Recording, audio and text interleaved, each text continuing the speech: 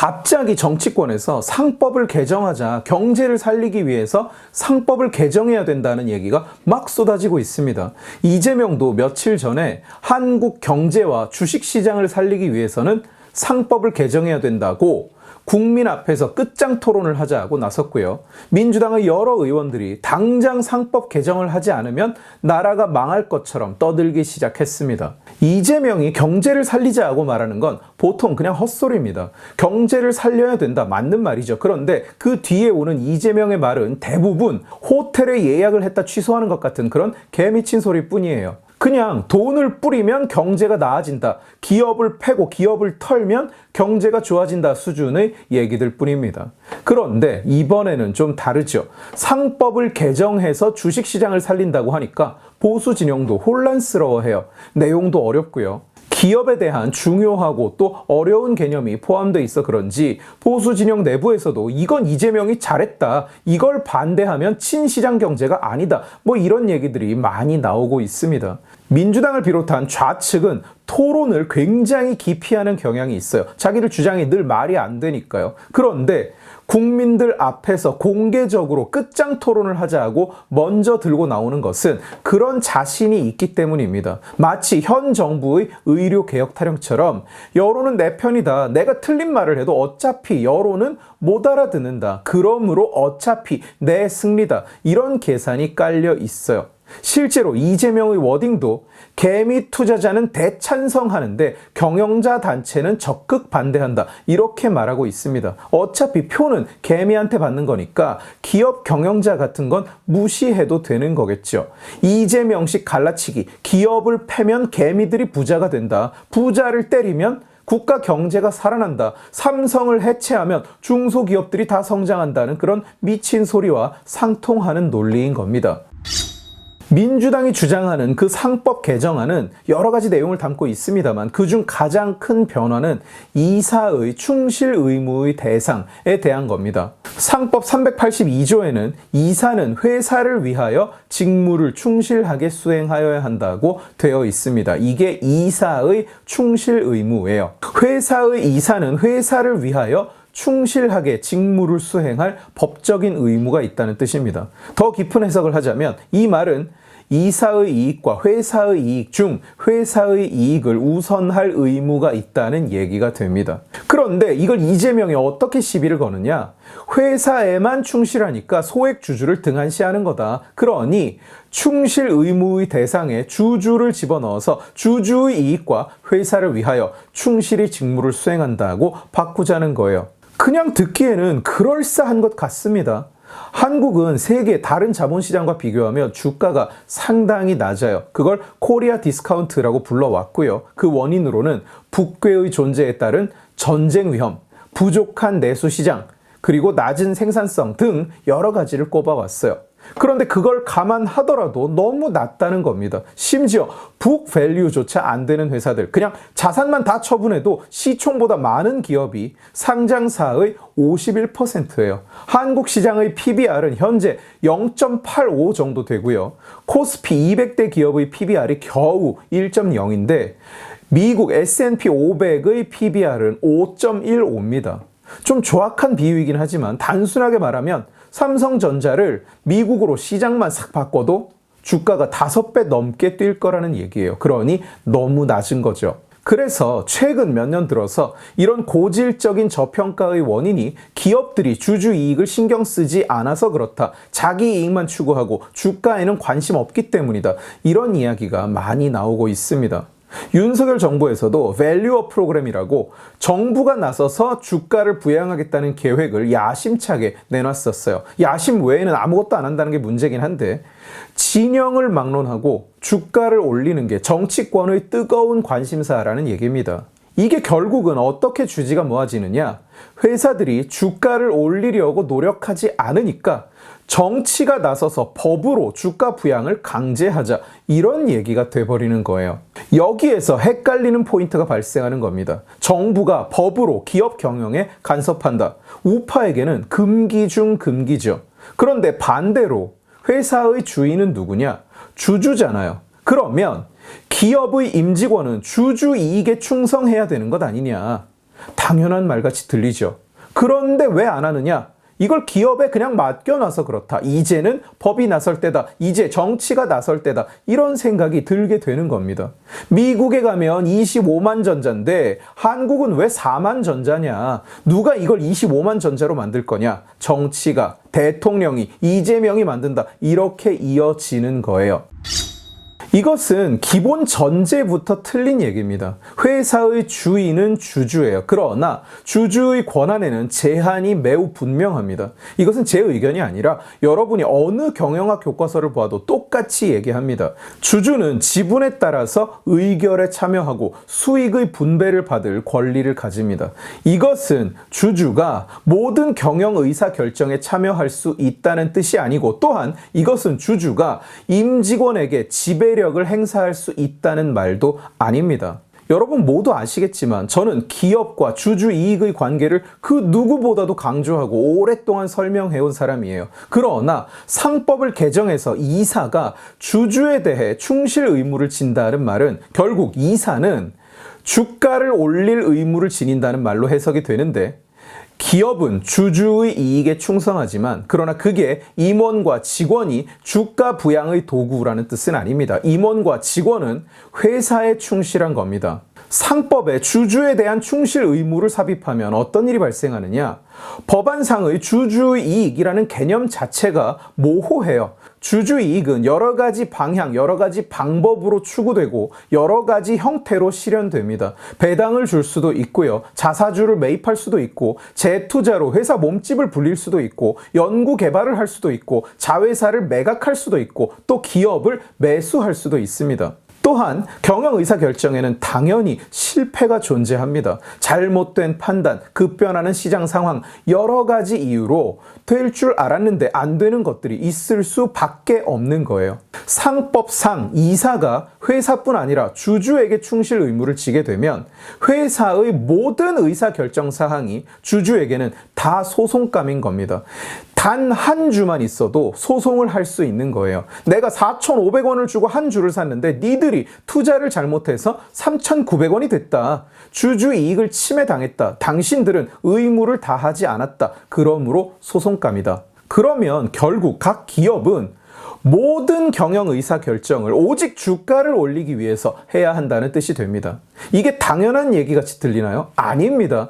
회사를 성장시키는 것과 주가를 상승시키는 것은 때로는 매치되지만 때로는 아닌 거예요. 아마존은 성과가 나기 전 그리고 급성장기 내내 배당도 안 주고 수익도 안 남기는 경영 방식을 오래 고수해 왔습니다. 이제 수익은 납니다만 여전히 배당은 안 주죠. 인위적인 주가 부양책, 인위적인 주주 이익 제고 방안을 쓴 적이 거의 없어요. 그냥 시그널링을 위해서 작은 규모로 자사주 매입을 단 2번 했을 뿐 오히려 그런 걸 계속 거부하는 경향을 보여줬습니다. 그러나 결과적으로 주가가 올랐죠.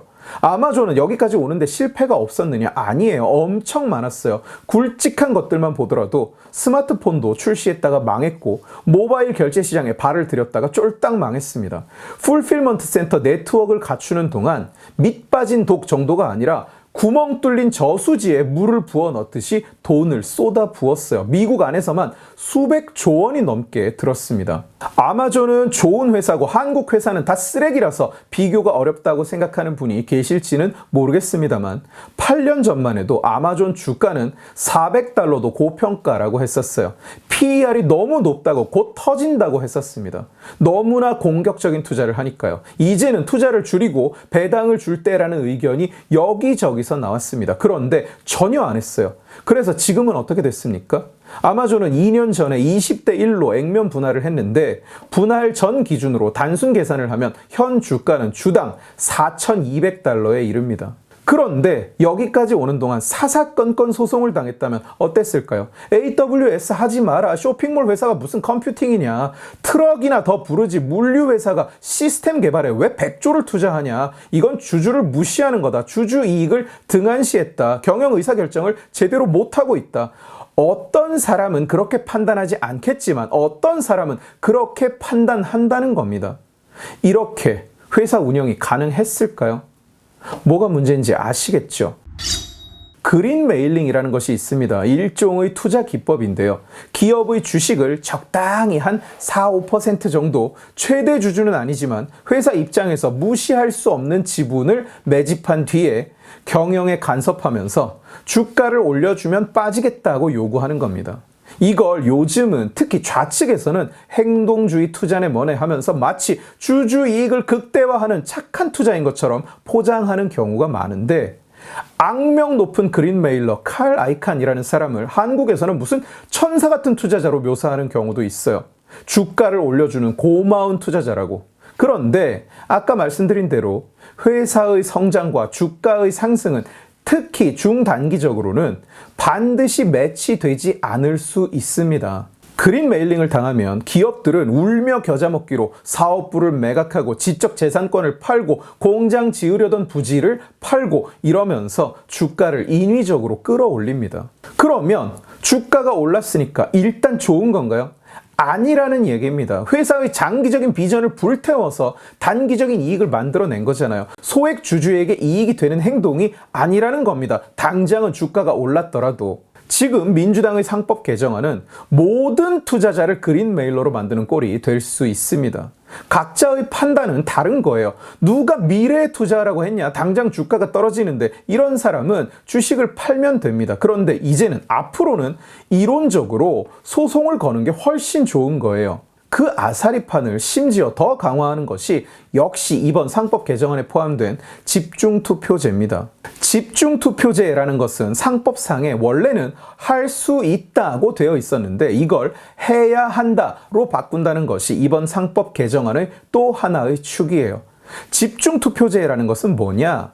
원래 회사가 주총에서 이사를 선임할 때는 이사를 개별로 투표해서 선임하게 되어 있습니다.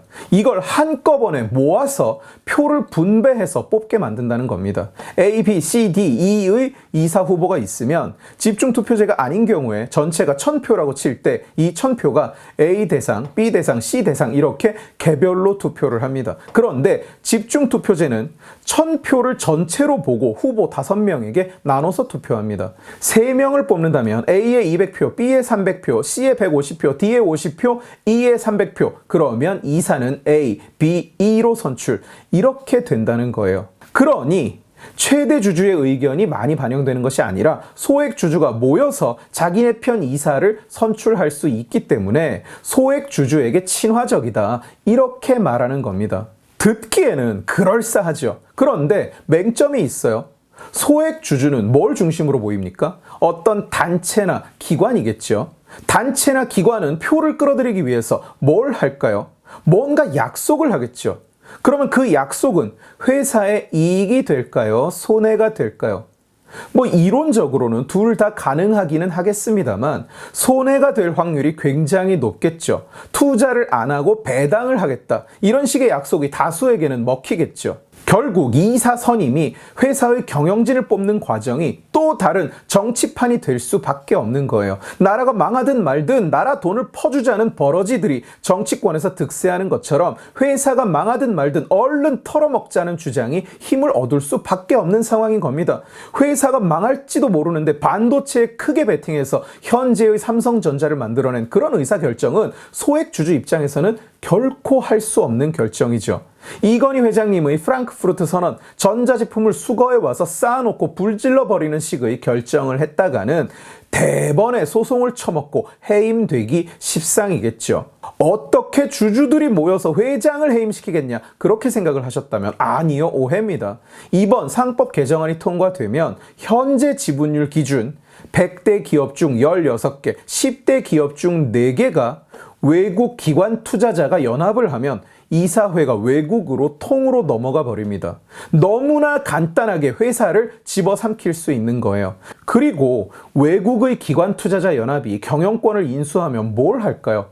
100년 기업을 만들려고 할까요? 수십 년 미래를 내다보고 과감한 투자를 하려고 할까요? 그저 투자자 연합일 뿐인데 아니겠죠. 엑싯을 하려고 하겠죠. 그러면 배당을 늘리고 투자는 줄이고 핵심 자산, 핵심 기술, 핵심 사업부를 매각하게 할 겁니다. 제가 계속 말씀드리잖아요. 회사의 장기 비전, 회사의 장기 성장과 중단기 주가는 매치되지 않을 수 있다고요. 이게 생각보다 단순한 문제가 아닌 겁니다. 소액주주가 모여서 이사를 선임하면 회사가 드디어 소액주주에게 신경을 쓸 거다? 그건 유치원생이 그리는 그림 같은 거라고요. 그런 차원의 이야기가 아닌 겁니다. 그러니까 경협에서 반대를 하는 겁니다. 그러니까 이 집중투표제를 미국이나 일본도 해봤다가 안 돼서 폐지를 해버린 겁니다. 그러니까 경영자도 아닌 제가 삼성에서 돈 받았냐 소리만 몇 년째 듣지 정작 연말에 달력 하나도 받아본 적 없는 제가 그래서 반대를 하는 겁니다. 주주 이익이 소중하지 않아서가 아니라 이 방식으로는 그나마 있는 것도 다 빨아먹히고 다 같이 그냥 죽자는 거니까요. 설명을 듣고 보니까 어떠세요? 어렵죠? 바로 어렵기 때문에 저것들이 이렇게 팔아먹을 수 있는 겁니다. 소액주주를 위해서 상법을 개정해서 국장을 살리자 하면 연병 막 주가가 하늘로 치솟을 것 같고 모두가 부자가 될 것 같고 물려있는 내 주식 드디어 털어버릴 수 있을 것 같고 그렇죠. 그런데 아니라는 거예요. 이랬으면 좋겠다는 생각으로 법을 만들면 그렇게 절대로 안 된다고요. 진심으로 안타까운 것은 이번에 이 이야기가 왜 나왔느냐? 민주당에서 꺼낸 게 아닙니다. 윤석열 정부가 시작한 얘기입니다. 20대, 21대 국회 때 이 상법 개정안이 계속 올라왔었어요. 그런데 전부 다 폐기됐습니다. 너무나 미친 법이었거든. 결과를 생각하지 않고 그냥 망상으로 만들어낸 법이었기 때문입니다. 그런데 윤 정부는 자기들이 기업 밸류업을 하겠다고 밸류업 프로그램을 만들었는데 그게 성공 못하는 이유가 상법이 개정 안 돼서 그렇다. 이게 윤 정부의 생각인 거예요. 그래서 그걸 고쳐서 법으로 강제로 주주 가치를 실현하게 하겠다는 게 윤석열 정부가 내린 결론인 겁니다. 윤석열 대통령실이 운을 띄웠는데 정부가 아무도 나서지를 않아요. 왜 안 나서느냐? 하면 안 된다는 걸 아니까 안 나서는 겁니다. 그러자 윤통의 가장 측근이라는 이복현 금감원장이 6월에 상법을 개정해서 주주를 충실 의무 대상에 포함시켜야 한다고 먼저 얘기를 꺼내요. 그러면 민주당 입장에서는 여태 반대가 심해서 못하고 있던 건데 이제 통과만 시키면 윤석열 대통령이 여기에 거부권을 행사할 수가 없네. 자기가 하자고 한 거니까. 욕도 윤통이 다 먹겠네. 먼저 얘기를 꺼냈으니까. 그러니까 이재명이 이때다 하고 나서서 상법을 개정해서 국장을 살리고 한국 경제를 살리자면서 설치는 겁니다. 윤석열 대통령은 지금 한국 좌파의 수십 년 된 망국 수건들을 하나하나 이루어주고 있는 거예요. 의료 시스템 막창 내기, 기업 막창 내기. 기업 활동의 자유 운운할 때는 언제고 지금 하는 건 오직 기업 패고 기업 털고 감옥에 쳐넣는 것밖에 없잖아요. 카카오가 매출 인식을 조작해서 회계 부정을 했다고 금감원이 털고 있어요. 그런데 아닙니다. 이거 100% 정상적인 회계 처리예요. 모든 회계 펌이 그렇게 처리하고 있어요. 그래서 항의를 하니까 금감원이 이랬다고 합니다. 여기에서 접으면 서결형 면이 서겠냐고요. 이게 뭐 하는 짓입니까? 국정을 면으로 합니까?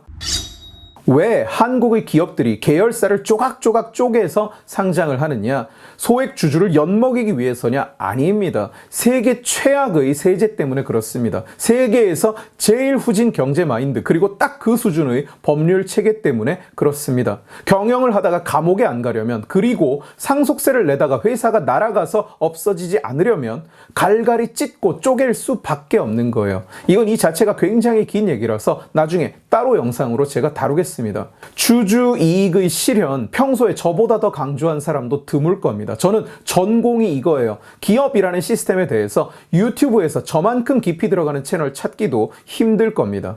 이런 얘기를 하면 또 기업에 돈 받았냐, 재벌한테 뭐 약속 받았냐 이런 소리나 하는 덜 떨어진 인간이 넘쳐나겠지만 제발 부탁인데 그 돈 어디 가면 받을 수 있는지 좀 알려주시고요. 영상 밑에 계좌번호가 나와 있어요. 그런데 재벌 그 누구도 입금을 안 합니다.